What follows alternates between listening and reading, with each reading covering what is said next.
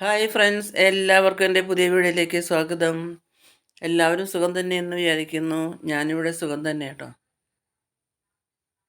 ഇന്ന് അത്തവും ചിത്രയും കഴിഞ്ഞ ചോതി, ഇന്ന് മൂന്നാമത്തെ ദിവസമായല്ലോ. ഇന്ന് ചോതിയായിട്ട് ഞാനിന്നൊരു രസമാണ് കേട്ടോ ഉണ്ടാക്കിയിരിക്കുന്നത്.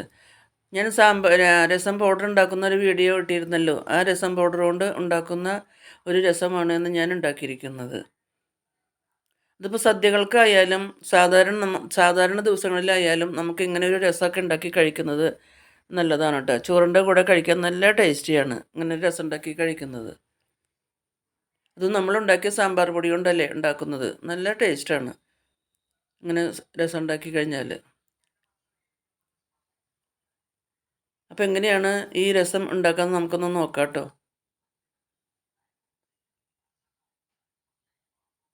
നല്ല രസമായിട്ടുണ്ട് കേട്ടോ.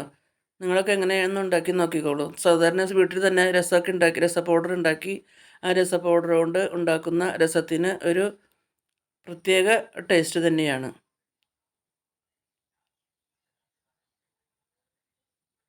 അതിന് വേണ്ടിയിട്ട് ഞാനൊരു കുറച്ച് പച്ചമുളക്, സാധാരണ പച്ചമുളക് ഉണ്ടല്ലോ, അത് ചതച്ച് വെച്ചിട്ടുണ്ടായിരുന്നു. ഒരു 5-6 വെളുത്തുള്ളി ചതച്ച് വെച്ചിട്ടുണ്ട്.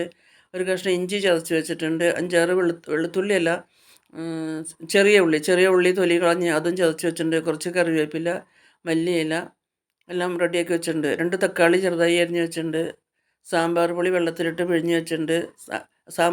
സാമ്പാർ പൊടി, പിന്നെ നമ്മൾ ഉണ്ടാക്കി വെച്ചിരിക്കുന്ന രസപ്പൊടി 2 ടേബിൾ സ്പൂണ്, പിന്നെ കുറച്ച് പരിപ്പ് വേവിച്ച വെള്ളം കൂടി തയ്യാറാക്കി വെച്ചിട്ടുണ്ട് കേട്ടോ. അതിനുശേഷം ഒരു പാത്രം അടുപ്പത്ത് വെച്ചു. ചൂടായപ്പോൾ അതിലേക്ക് 2 സ്പൂൺ വെളിച്ചെണ്ണ ഒഴിച്ചു കൊടുത്തു. വെളിച്ചെണ്ണ നല്ലപോലെ ചൂടായപ്പോൾ അതിലേക്ക് 1 സ്പൂണ് കടുക് ഇട്ട് കൊടുത്തു. കടുക് ഒന്ന് പൊട്ടി വന്നപ്പോൾ കുറച്ച് കറിവേപ്പിലയും കൂടി ഇട്ടു. 2 വറ്റൽമുളകും കൂടി ചേർത്ത് കൊടുത്തു.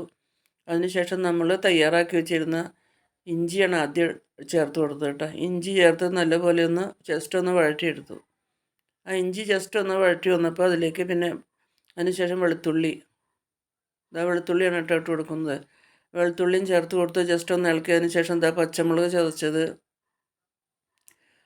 അതിനുശേഷം ചെറിയ ഉള്ളി തൊലി കളഞ്ഞ് ചതച്ച് വെച്ചിട്ടുണ്ടായിരുന്നു, അതും ചേർത്ത് കൊടുത്തു. അപ്പോൾ ഇഞ്ചിയും വെളുത്തുള്ളിയും പച്ചമുളകും കറിവേപ്പിലയും ചുമന്ന ഉള്ളിയും എല്ലാം ആയി കേട്ടോ. എല്ലാം നല്ലപോലെ നല്ലപോലെ ഒന്ന് വഴറ്റിയെടുക്കണം കേട്ടോ. ഒരു പ്രത്യേക രുചി തന്നെയാണ് കേട്ടോ ഇങ്ങനെ ഉണ്ടാക്കുന്ന രസത്തിന്. ഒന്ന് നല്ലപോലെ ഒന്ന് വഴറ്റി വന്നപ്പോൾ ഞാൻ അതിലേക്ക് നമ്മൾ തയ്യാറാക്കി വെച്ചിരുന്ന രസം പൗഡർ ചേർത്ത് കൊടുത്തു. ആ രസം പൗഡർ ചേർത്ത് കൊടുത്ത് ഒന്ന് പതുക്കെ ഒന്ന് വെളിച്ചെണ്ണയിൽ കിടന്ന് ഒന്ന് ഇളക്കിയെടുത്തു കേട്ടോ. ഒന്ന് മുപ്പിച്ചെടുത്തു ആ രസം പൗഡർ. അതിനുശേഷം നമ്മൾ തക്കാളി അരിഞ്ഞ് വെച്ചിട്ടുണ്ടായിരുന്നല്ലോ, 2 തക്കാളി, നല്ല പഴുത്ത തക്കാളി 2 തക്കാളി ചെറിയ കഷ്ണങ്ങളാക്കി തയ്യാറാക്കി വെച്ചിട്ടുണ്ടായിരുന്നു. ആ തക്കാളിയും കൂടിയും ചേർത്ത് കൊടുത്തു.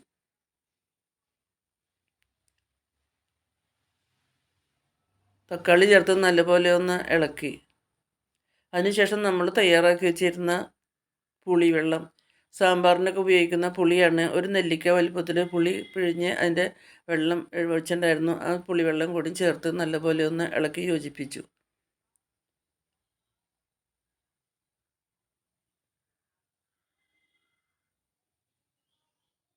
അതിനുശേഷം ഒരു 1/4 ടീസ്പൂണ് മഞ്ഞൾപ്പൊടിയും ആവശ്യത്തിന് 1 ടീസ്പൂണ് ഉപ്പും കൂടിയും ചേർത്ത് കൊടുത്തു കേട്ടോ.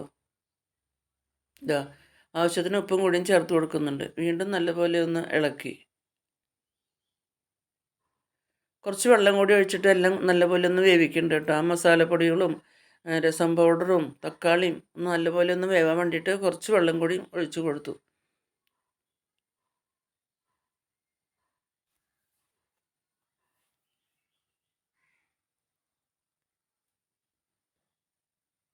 എല്ലാം നല്ലപോലെ ഒന്ന് പാകമായി വന്നപ്പോൾ അതിലേക്ക് നമ്മൾ തയ്യാറാക്കി വെച്ചിരുന്ന പരിപ്പിൻ്റെ വെള്ളം ഉണ്ടല്ലോ, പരിപ്പ് വേവിച്ച വെള്ളം വെച്ചിട്ടുണ്ടായിരുന്നു. ആ പരിപ്പ് വേവിച്ച വെള്ളം കൂടി ഒഴിച്ചു കൊടുത്തു.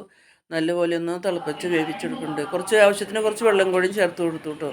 വെള്ളം കൂടിയും ചേർത്ത് നല്ലപോലെ ഒന്ന് തിളപ്പിച്ച് വേവിച്ചെടുക്കണം. നല്ലപോലെ തിളച്ച് കുറച്ച് നേരം കിടന്നൊന്ന് വേവണം. അതിനുശേഷം അതിലേക്ക് ഒരു ചെറിയൊരു കഷ്ണം ശർക്കര ചെറിയ കഷ്ണങ്ങളാക്കി ഇട്ട് കൊടുക്കുന്നുണ്ട്. ആ മധുരം എരിവും പുളിയും ഒന്ന് ബാലൻസ് ചെയ്യാനായിട്ട് നല്ലൊരു ടേസ്റ്റാണ് ഒരു പൊട്ട് ശർക്കരയും കൂടി ചേർത്ത് കൊടുക്കുമ്പോൾ. നമ്മളുണ്ടാക്കിയിരുന്ന രസ പൗഡർ കൊണ്ട് ഉണ്ടാക്കിയ ഈ രസം നല്ല ടേസ്റ്റിയായ ഒരു രസം തന്നെയാണ് കേട്ടോ. അപ്പോൾ നിങ്ങളൊക്കെ എങ്ങനെയൊന്ന് ട്രൈ ചെയ്ത് നോക്കിക്കോളൂ. നല്ല രസമാണ്.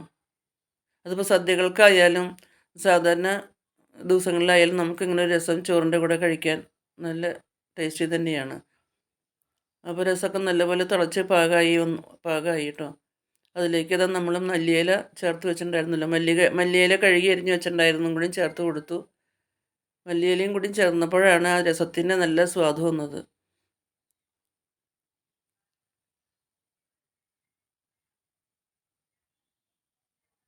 വീഡിയോ എല്ലാവർക്കും ഇഷ്ടമായെന്ന് വിചാരിക്കുന്നു. ഇഷ്ടമായാൽ ലൈക്ക് ചെയ്യാനും ഷെയർ ചെയ്യാനും കമൻറ്റ്സ് ചെയ്യാനും മറക്കരുത്. ആദ്യമായിട്ട് കാണുന്നവരാണെങ്കിൽ ഒന്ന് സബ്സ്ക്രൈബ് ചെയ്ത് സപ്പോർട്ട് ചെയ്യാനും മറക്കരുത് കേട്ടോ. പുതിയൊരു വീഡിയോ ആയിട്ട് നമുക്ക് വീണ്ടും കാണാം. Thank you for watching.